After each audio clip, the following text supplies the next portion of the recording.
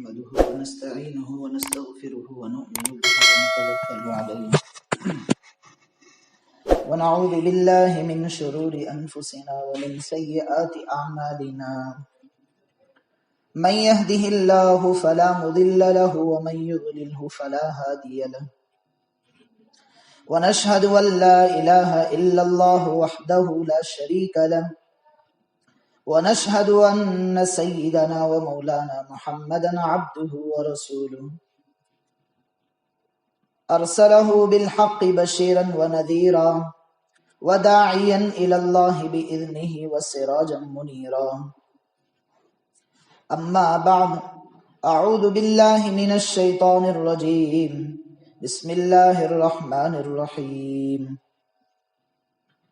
ولا تقولوا لمن يقتل في سبيل الله أموات بل أحياء ولكن لا تشعرون وقال تعالى إن الذين آمنوا وعملوا الصالحات أولئك هم خير البرية وقال تعالى والفجر وليال عشر والشفع والوتر والليل إذا يسر صدق اللہ العظیم۔ محترم بزرگوں اور دوستوں، اللہ پاک کا احسان ہوا کہ اللہ تبارک و تعالیٰ نے ہم سب کو ایمان والوں کے گھروں میں پیدا فرمایا۔ دنیا میں ہر چیز کی قیمت لگائی جا سکتی ہے، لیکن ایک واحد ایمان ایسا ہے جس کی قیمت دنیا کا کوئی بھی آدمی نہیں لگا سکتا۔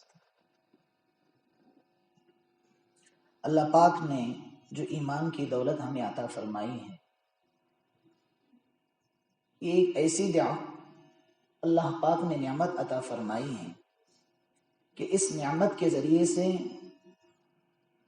ہم اللہ کے برگزیدہ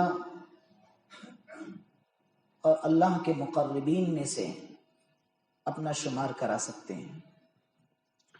لیکن اگر یہی ایمان زندگی میں نہیں ہے اور ایمان کے تقاضے زندگی میں نہیں ہیں تو میرے عزیز بھائیوں، پھر اسی وجہ سے ہم اللہ کے یہاں باغی بن جاتے ہیں، اللہ کے نافرمان بندے بن جاتے ہیں۔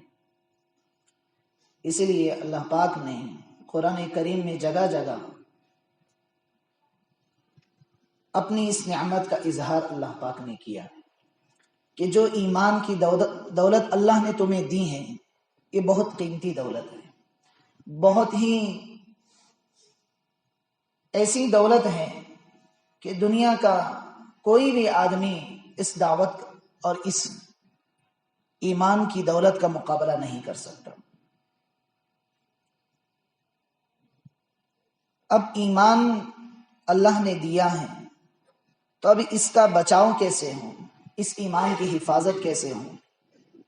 اللہ تعالیٰ نے اس کے راستے بھی محمد الرسول اللہ صلی اللہ علیہ وسلم کے طریقوں کے ذریعے سے مجھے اور آپ کو اور قیامت کی صبح تک آنے والے لوگوں کے لیے پہنچائے۔ دنیا میں آدمی مشقتیں جھیلتا ہے، حالات کو برداشت کرتا ہے، مصائب کو برداشت کرتا ہے، لیکن ان حالات اور مصائب کے بعد اگر اسے کچھ حاصل نہیں ہوتا ہے تو پھر وہ اور غمزدہ ہو جاتا ہے، وہ اور پریشانیوں میں لاحق ہو جاتا ہے۔ اسی طرح سے میرے عزیزوں، اللہ نے جو ایمان کی دولت ہمیں دی ہے، اس ایمان کی دولت پر جتنی ہم محنت کریں گے، جتنی ہم مشقتیں اٹھائیں گے، جتنی تکالیف برداشت کریں گے، اس کے بعد اگر مجھے بھی اور آپ کو بھی اس کے بدل میں اگر کوئی انعام نہیں مل رہا ہے اللہ کی ذات سے، تو میرے عزیزوں یہ میرے لیے بھی اور آپ کے لیے بھی اور قیامت کی صبح تک آنے والے لوگوں کے لیے بھی بڑی خسارے کی بات ہے۔ یہ کچھ تمہیدات ہیں جو وقت کی مناسبت سے آپ کے سامنے پیش کیے جا رہے ہیں۔ اب اللہ نے ایمان کی دولت ہم سب کو دی ہے، لیکن اب اس کا صحیح استعمال اس وقت ہوگا جب مجھے اور آپ کو اس دی ہوئی چیز کا صحیح احساس ہو کہ ہاں میں اللہ کے طرف سے دیا جانے والا جو بڑا عظیم تحفہ ہے اللہ نے مجھے دیا. اس کا احساس ادراک اس وقت ہوتا ہے جب آدمی میں صحیح بیداری ہو، آدمی ہوش کے ناخن لیتا ہے، آدمی صحیح معنی میں بیدار ہوتا ہے، آدمی کی صحیح زندگی صحیح ڈگر پر گزارنا شروع کر دیتا ہے. تو میرے عزیزوں، یہ اس ایمان کا صحیح احساس مجھے اور آپ کو اور آنے والے انسانوں کو ہوتا ہے. جن لوگوں نے اس پر محنت کی ہے، جن لوگوں نے اس ایمان کو بچایا ہے، جن لوگوں نے اس پر صحیح محنت کر کے اپنی زندگی کو صحیح گزارا ہے، میرے عزیزوں، ہم ان حضرات کی تاریخ کو صحیح ڈھنگ سے پڑھیں تو آپ کو بھی اور مجھے بھی اور دوسرے لوگوں کو بھی اور قیامت کی صبح تک آنے والے لوگوں کے لیے بھی ایک اچھا میسج، ایک اچھا پیغام ملتا ہے. جس مہینے سے میں اور آپ گزر رہے ہیں یہ محرم الحرام کا مہینہ ہے. اسلامی تاریخ کا ایک نیا ورق شروع ہو چکا ہے. اب آدمی کو یہ احساس تو ہوتا ہے کہ 2019 ختم ہو گیا، اب 2020 شروع ہو رہا ہے.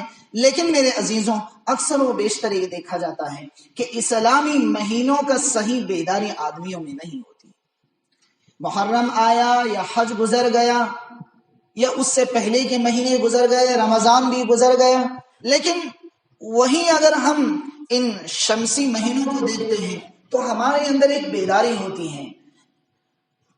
باقاعدہ اسکولوں میں اس کا ایک فنکشن منایا جاتا ہے، ایک طرح کا جشن منایا جاتا ہے، لیکن وہی چیزیں ہم اسلامی مہینوں میں نہیں منا سکتے ہیں.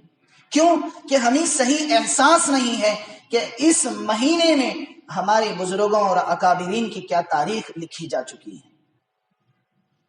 یہ مہینہ میرے عزیزوں قربانیوں سے بھرا پڑا ہے. ہر مقرر، ہر بیان کرنے والا، ہر واعظ ایک ہی صدا لگاتا ہے، حضرت حسین رضی اللہ عنہ.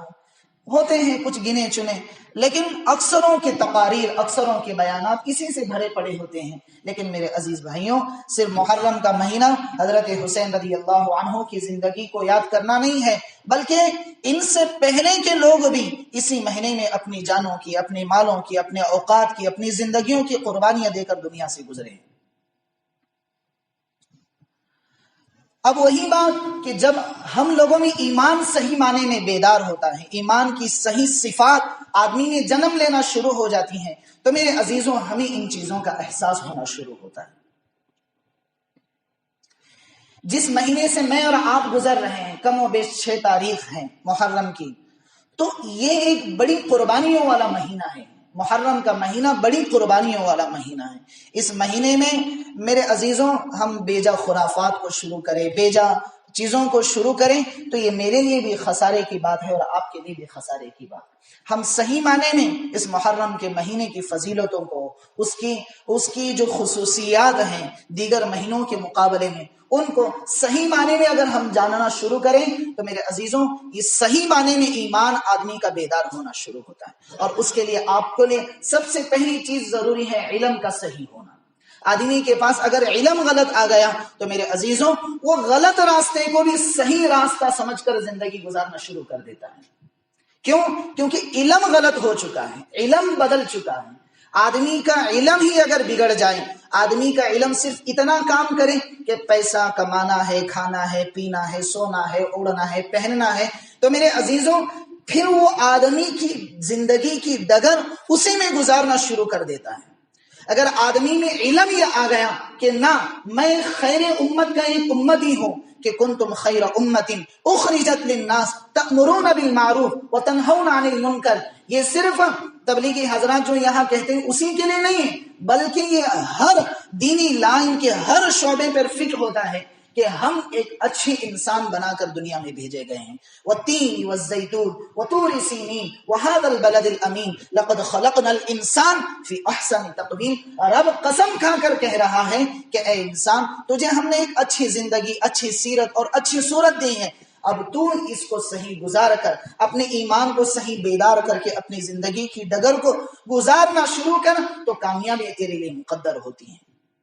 راستے تیرے لیے کھلے ہو جائیں گے، دروازے جو بند ہو چکے ہیں، رب کی مغفرت کے دروازے، رب کی مدد کے دروازے، رب کی طرف سے پہنچنے والی نصرتوں کے دروازے، جو آج میں بھی اور آپ بھی اور ساری دنیا کے حالات یہ ہمیں سمجھا رہے ہیں کہ رب ہمارا ہمارے ان اعمال سے ناراض ہو چکا ہے۔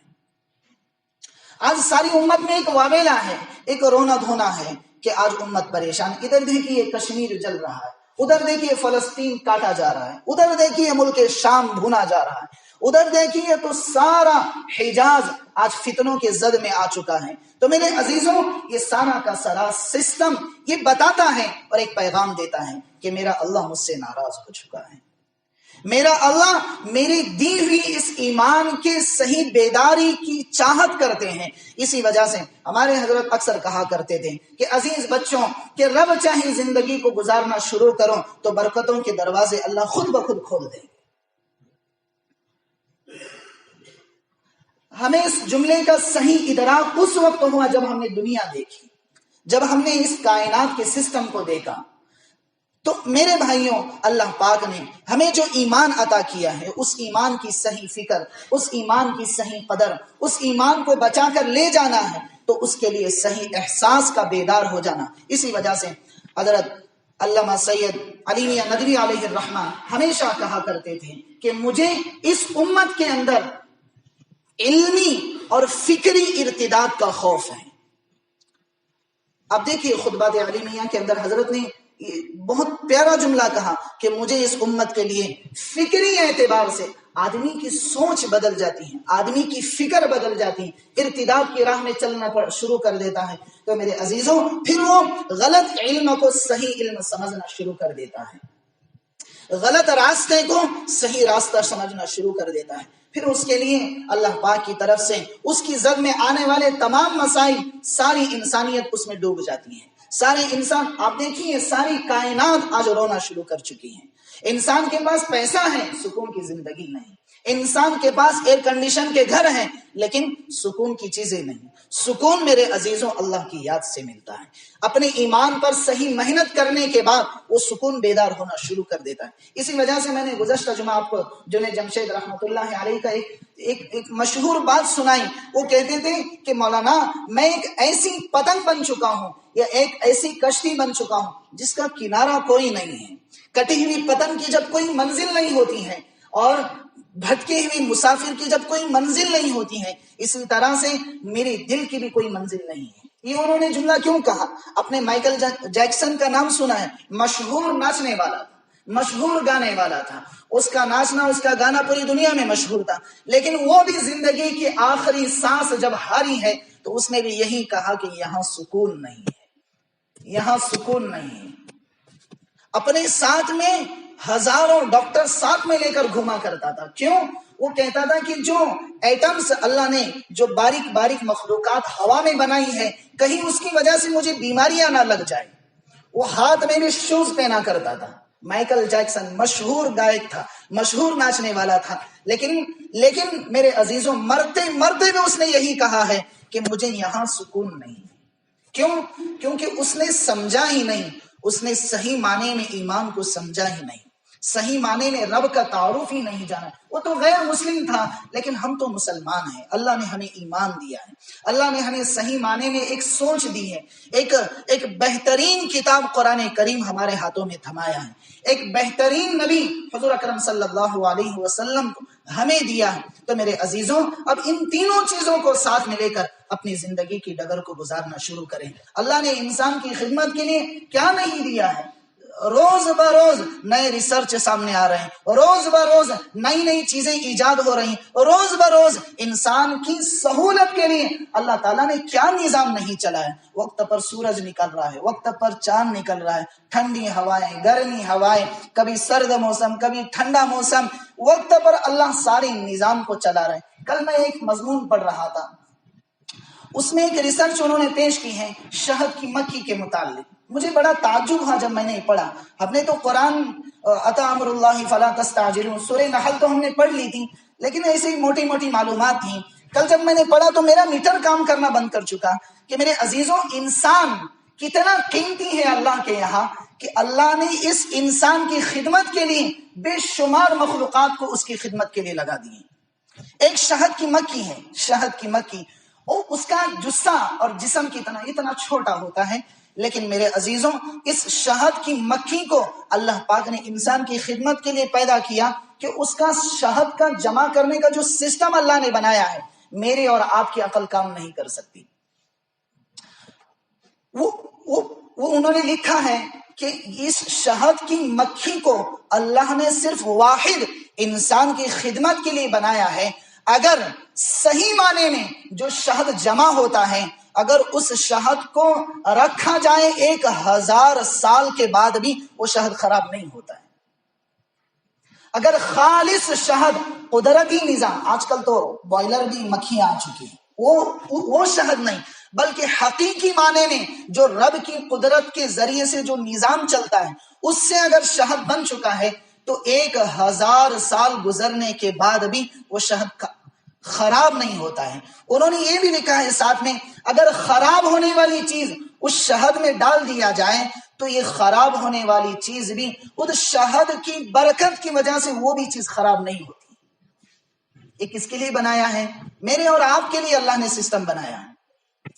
ایک مکھی ان کا جھنڈ ہوتا ہے، صرف گائیڈ کرنے کے لیے الگ مکھیاں ہوتی ہیں، یعنی شہد کا راستہ تلاش کرنے کے لیے الگ مکھیاں ہوتی ہیں، اور رس کو چوسنے والی 30,000 مکھیاں ہوتی ہیں۔ ساری دنیا میں آپ چلے جائیں صرف 30,000 مکھیاں ہی شہد چوستی ہیں، اس سے زائد مکھیاں شہد نہیں چوستی۔ اور ان 30,000 مکھیوں کی گائیڈ کرنے کے لیے اللہ پاک نے ان کے لیے کچھ رہبر اور رہنما بنائے ہیں کہ ان کا کام صرف اتنا ہے کہ دنیا بھر میں گھوم پھر کر پھولوں کو دیکھنا ہے کہ کون سا پھول کڑوا ہے اور کون سا پھول اچھا ہے۔ اب یہ آنے کے بعد ان مکھیوں کو کہتے ہیں کہ بھئی فلاں راستے سے جانا ہے اور اسی جگہ پر جانا ہے۔ میرے عزیزوں یہ اسی راستے سے جاتے ہیں اور واپس ریٹرن اسی راستے سے آتے ہیں۔ آپ کو پتا ہے 1 چمچ شہد بنانے کے لیے 3 لاکھ مرتبہ یا 35 لاکھ مرتبہ شہد کی مکھی اڑان بھرتی ہے۔ 1 چمچ شہد کے لیے شہد کی مکھی 35 لاکھ مرتبہ اپنی اڑان بھرتی ہے۔ کتنی؟ 35 لاکھ مرتبہ 1 چمچ شہد کے لیے، اور آدھا کلو شہد کے لیے 1 مکھی کا حساب انہوں نے لگا، صرف 1 مکھی، ایسے 30 لاکھ مکھیاں ہوتی ہیں۔ 1 مکھی میرے عزیزوں 2 کروڑ اس سے بھی کچھ زائد کا انہوں نے حساب لگایا ہے کہ وہ اپنی اڑان بھرتی ہیں۔ یہ کس کے لیے ہے؟ میرے اور آپ کی خدمت کے لیے اللہ نے بنایا۔ وَمَا خَلَقْتُ الْجِنَّ وَالْإِنسَ إِلَّا لِيَعْبُدُونَ، تو سجدہ کر، دنیا کی ساری مخلوقات مجھے سجدہ کرتی ہیں، مجھے اس سے پیار نہیں آتا ہے، مجھے صرف تیرے سجدے سے مجھے سکون ملتا ہے۔ نہ کہیں جہاں میں اما ملی، جو اما ملی تو کہاں ملی، میرے جرم خانہ خراب کو تیرے عفو بندہ نواز میں۔ جو میں سر بسجدہ ہوا کبھی تو زمین سے آنے لگی صدا، تیرا دل تو ہے صنم آشنا، تجھے کیا ملے گا نماز میں۔ یہ سارا سسٹم اللہ نے کیوں بنایا؟ میری اور آپ کی اور ساری انسانیت کی خدمت کے لیے اللہ نے بنایا۔ لیکن اللہ نے کہا میرے بندے ساری دنیا کی مخلوق کو تیری خدمت کے لیے لگاؤں گا، لیکن تو صرف میرے لیے فارغ ہو جا۔ آج دیکھیے ہمارے مساجد نمازوں سے خالی ہو چکے۔ آدمی در در کی ٹھوکریں کیوں کھاتا ہے؟ کہ پیسہ بنائے، مال بنائے، گھر اچھا چلائے، بیوی بچوں کو سکون دے۔ لیکن میرے عزیزوں رب کہتا ہے کہ سکون تجھے ملنا ہے تو نماز کے ذریعے سے ملے گا۔ تجھے سکون زندگی میں چاہیے، برکتیں چاہیے تو نماز کے ذریعے سے ملے گی۔ محرم کے مہینے میں اگر تو خرافات کرے گا تو جو سکون تجھے دیا ہے وہ بھی میں چھین کے دکھاؤں گا۔ شہد کی مکھی عام دنوں میں جب وہ انڈا دیتی ہیں تو 35 لاکھ یا ایک روایت کے مطابق 25 لاکھ انڈے دیتی ہیں۔ کتنے دن میں؟ یہ عام دنوں میں، جب اس کا سیزن ہوتا ہے، یعنی انڈے دینے کا بھی سیزن ہوتا ہے، ان دنوں میں 2 لاکھ روزانہ کے انڈے ایک شہد کی مکھی دیتی ہے۔ 2 لاکھ۔ انہوں نے لکھا، ریسرچ والوں نے لکھا ہے کہ جب ایک مرتبہ شہد کی مکھی اپنا سفر طے کرتی ہے تو 50 لاکھ کلومیٹر کا جب تک سفر طے نہیں ہوتا ہے اس وقت تک شہد کی مکھی ریٹرن واپس نہیں آتی۔ 50 لاکھ کلومیٹر کا سفر طے کرتی ہے صرف ایک قطرہ شہد بنانے کے لیے۔ ایک قطرہ شہد بنانے کے لیے 50 لاکھ کلومیٹر اپنی اڑان بھرتی ہیں۔ یہ کس کے لیے ہے؟ میری اور آپ کی خدمت کے لیے اللہ نے بنایا۔ کوئی معمولی سسٹم نہیں۔ جب وہ ریٹرن آتی ہے تو پہلے سگنل دیتی ہے۔ آپ نے دیکھا ہوگا شہد کی مکھی کے پر اکثر نیلے ہوتے ہیں، تھوڑا سا نیلا پن ہوتا ہے۔ یہ نیلا پن اللہ نے ایک قدرتی سسٹم بنایا ہے سگنل کا۔ جب یہ ریٹرن اپنا شہد لے کر چلنا شروع ہو جاتی ہے تو یہاں جو گائیڈ والی مکھیاں ہوتی ہیں انہیں سگنل مل جاتا ہے کہ بھئی ہمارا کام ہو چکا ہے، اب ریٹرن آ رہے ہیں۔ تو اب شہد کی مکھی بھی کوئی افراتوری سے نہیں کام چلتی جیسے عام ہماری طرح ہے، بلکہ ان کا ہر کام مشورے کے ساتھ میں ہوتا ہے۔ ان کا ہر کام مشورے کے ساتھ میں ہوتا ہے۔ ان کی ایک ملکہ ہوتی ہے، رانی، وہ اسی کے فیصلے اور مشورے سے کام کرنا شروع کر دیتے ہیں۔ اگر کوئی شہد کی مکھی کو یہ کہا جائے کہ بھی جانے کا راستہ یہ ہے اور ریٹرن آنے کا راستہ بھی یہ، اگر ایک شہد کی مکھی بھی اپنا راستہ بدل کر دوسری کی جگہ پر آ جائے اور دوسری مکھی تیسری کی جگہ پر آ جائے تو گیٹ پر پہنچنے سے پہلے، یعنی جو شہد کا چھتا ہوتا ہے وہاں پہنچنے سے پہلے اس کی موت ہو جاتی ہے۔ اس کو آنے کی اجازت نہیں۔ کیوں؟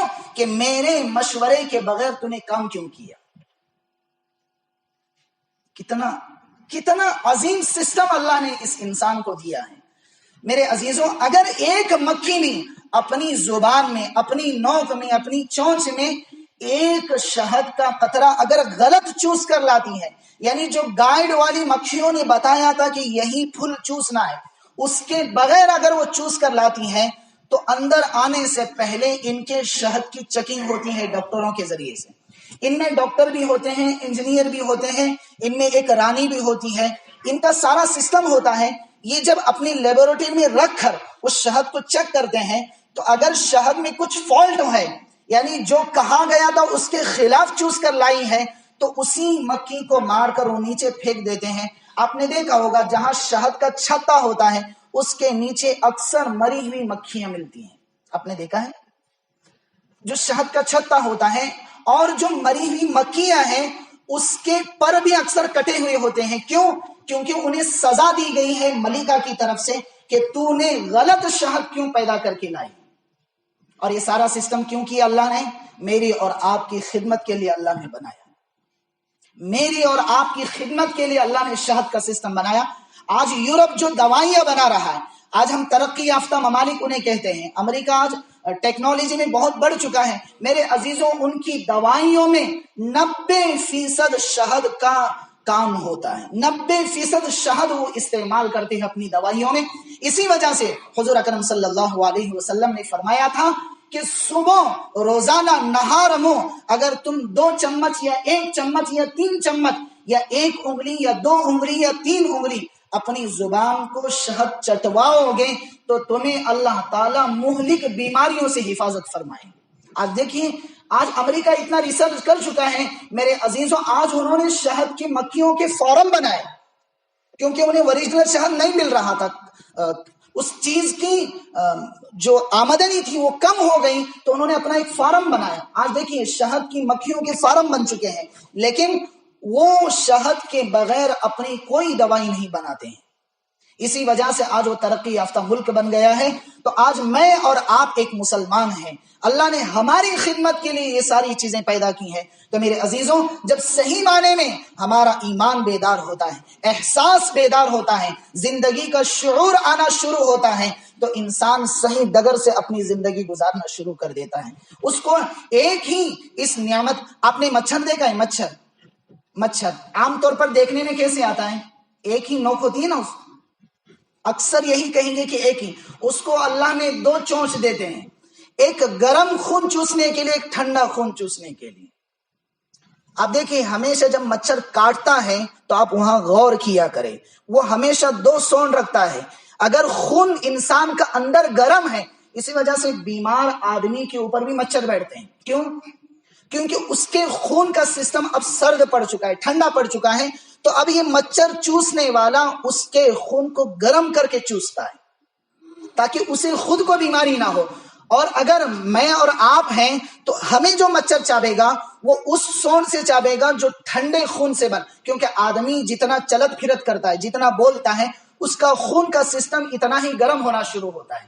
تو اللہ نے کہیں مچھر کو تکلیف نہ ہو اس وجہ سے دو سسٹم دیے کہ دو نوک دیے. اگر خون گرم ہے تو ٹھنڈے سے چوسا کریں، اور خون ٹھنڈا ہے تو گرم سے چوسا کریں. یہ سارا کا سارا سسٹم میرے عزیزوں اللہ پاک نے پیدا کیا ہے میری اور آپ کی کامیابی کے لیے. اس کے آنکھ 120 آنکھیں ہوتی ہیں. اسی وجہ سے آپ نے ابھی جو ماچس ہوتی ہیں ابھی آپ نے اس کو سلگایا بھی نہیں، اس سے پہلے اڑ کے چلا جاتا ہے. کیوں؟ وہ اپنی 120 آنکھوں کے ذریعے سے کام کرتا ہے. خون بھی چوس رہا ہے، کوئی آ رہا ہے نہیں اس کو بھی دیکھ رہا ہے، کہیں غلط خون آ رہا ہے کہ نہیں وہی بھی دیکھتا ہے. اگر بیماری کا خون ہے تو چلا جاتا ہے، چوستا نہیں ہے. سارا سسٹم کیوں دیا؟ ایک مچھر، ایک مکھی. آپ نے مکھی کا سسٹم پڑھا ہوگا. اس کے ایک پر میں اللہ نے شفا رکھی، ایک پر میں اللہ نے بیماری رکھی ہے. ہمیشہ بیماری والا پر ڈباتا ہے، شفا والا پر اوپر رکھتا ہے. اسی وجہ سے حضور کی سنت ہے اگر دودھ میں یا کھانے میں یا کسی چیز میں مکھی گر جائے تو اس کو تم پورا ڈوبو کر پھر باہر نکالو. کیوں؟ کیونکہ وہ خبیث ہے، ہمیشہ اپنی بیماری کے پر کو اندر ڈالتا ہے، صحت کے پر کو اوپر رکھتا ہے. تم جب دونوں پروں کو ڈباؤ گے تو جو بیماری کھانے میں آ چکی ہے، پینے میں آ چکی ہے، وہ اس صحت والے پر کی وجہ سے وہ بیماری ختم ہو جائے گی. آپ نے ویل مچھلی سنا ہے؟ ویل دنیا کی سب سے بڑی مچھلی ہے ویل. اس کا سسٹم آپ کو پتا ہے، یہ زیادہ تر دنیا کے سارے سمندروں میں پائے جاتے ہیں. لیکن جب کہ ان کا انڈا دینے کا وقت آتا ہے تو یہ سارے کے سارے جنوبی امریکہ، کینیڈا، ادھر سے کینیڈا ہے، ادھر سے جنوبی امریکہ ہے، پورا امریکہ نہیں، جنوبی امریکہ جو امریکہ کا جنوبی حصہ ہے اس کے ان دونوں کے بیچ یعنی کینیڈا اور جنوبی امریکہ کے بیچ میں ایک جگہ ہے برموڈا. کیا نام ہے اس کا؟ برموڈا. وہاں پر دنیا کی ساری ویل مچھلیاں انڈیا دیتی ہیں. وہ کسی دوسری جگہ پر انڈا نہیں دیتی بلکہ وہی انڈا دیتی ہیں جہاں ان کے لیے جگہ متعین ہو چکی ہے. دنیا کے کونے کونے سے، یعنی چین کی مچھلیاں چین سے آ جاتی ہیں وہاں پر، ہندوستان کی ہندوستان سے جاتی ہیں، یعنی سمندر کے راستوں سے وہاں پہنچتی ہے، وہی انڈا دیتی ہے اور پھر ان کی موت بھی وہی ہو جاتی ہے.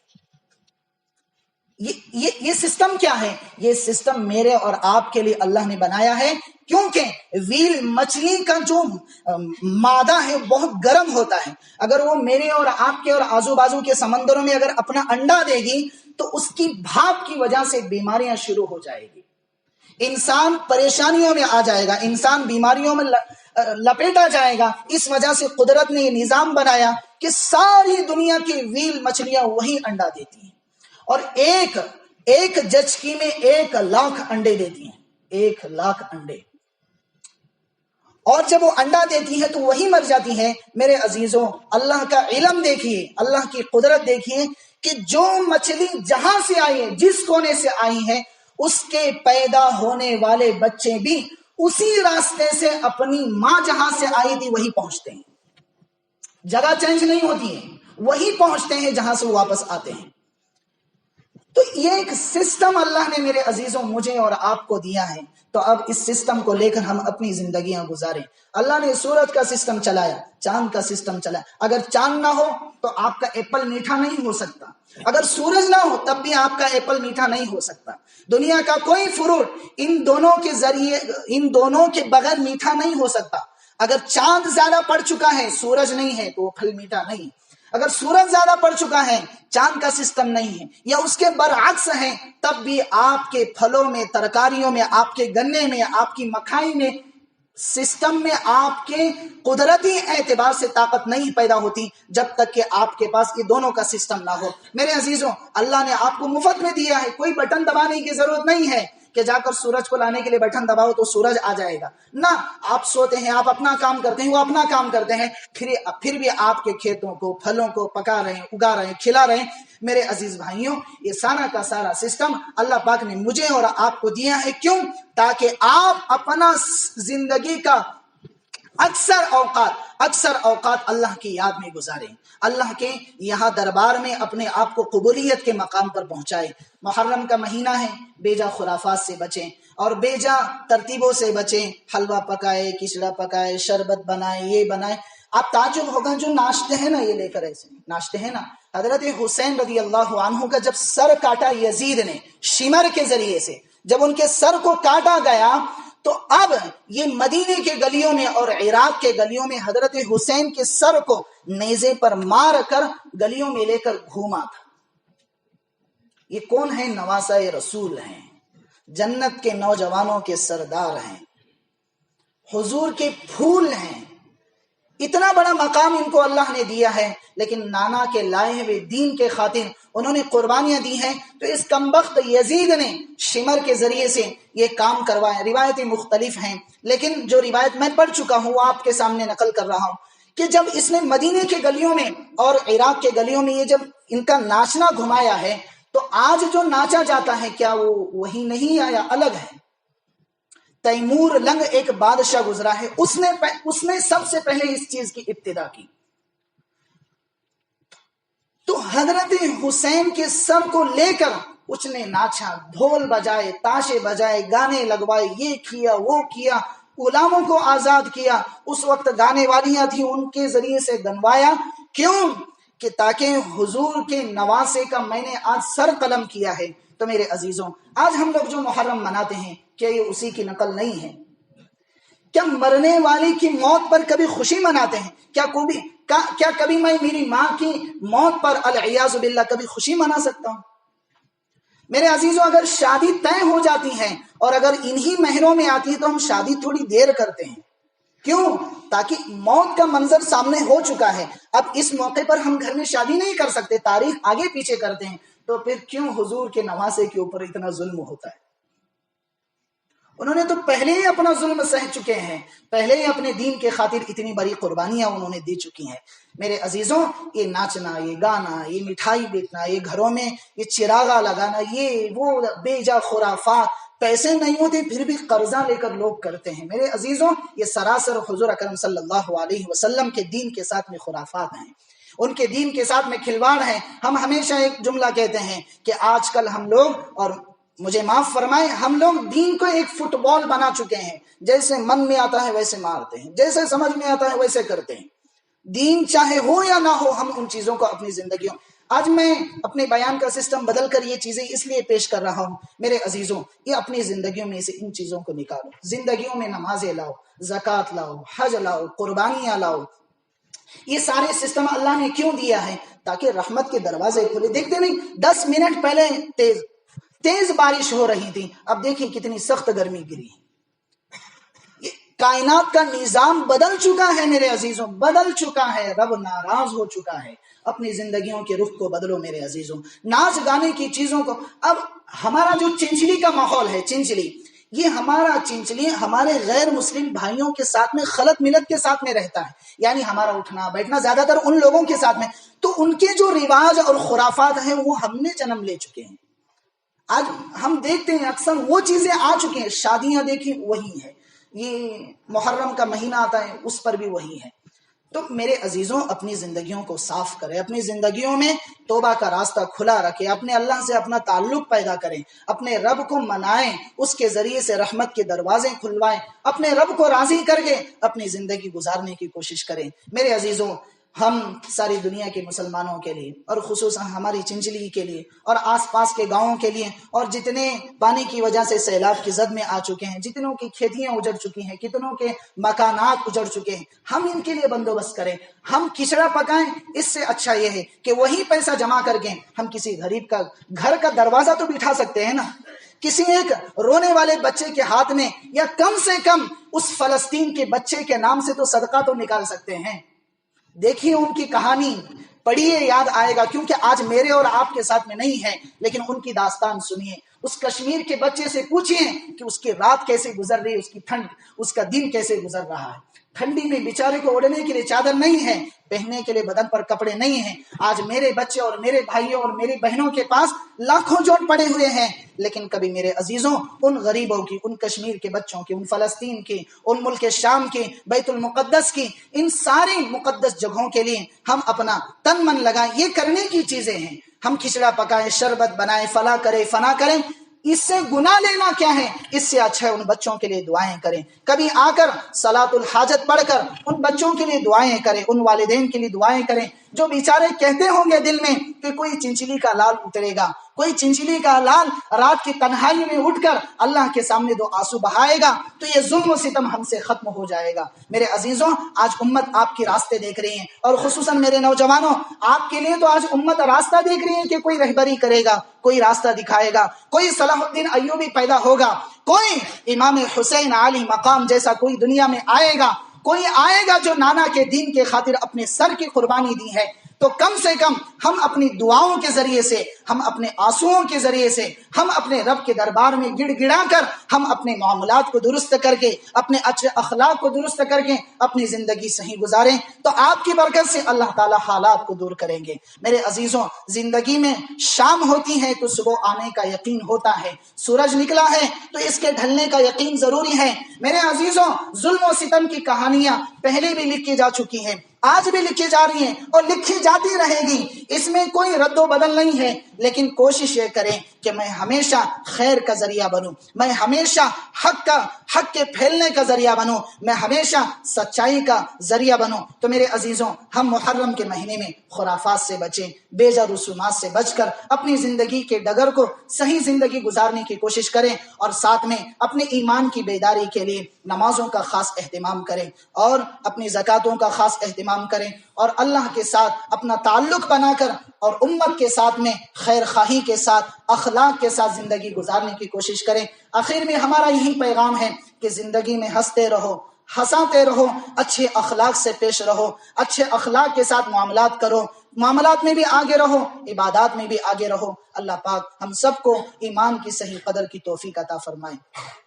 جو حضرات سنت نہیں پڑھے، سنت پڑھے۔